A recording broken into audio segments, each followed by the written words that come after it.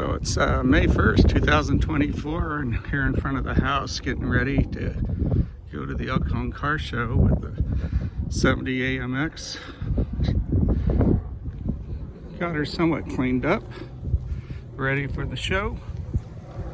And I'll be going with a good friend of mine, Richard White.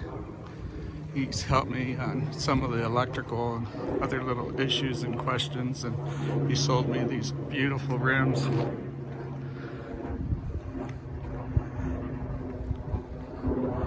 I think they're exactly the right size.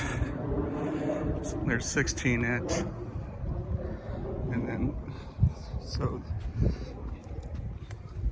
the rears are 245 50 16s, and I think I hear them coming now.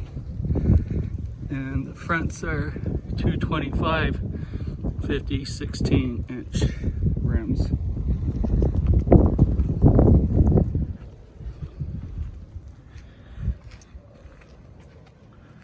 It's got a really beautiful stance, that's for sure.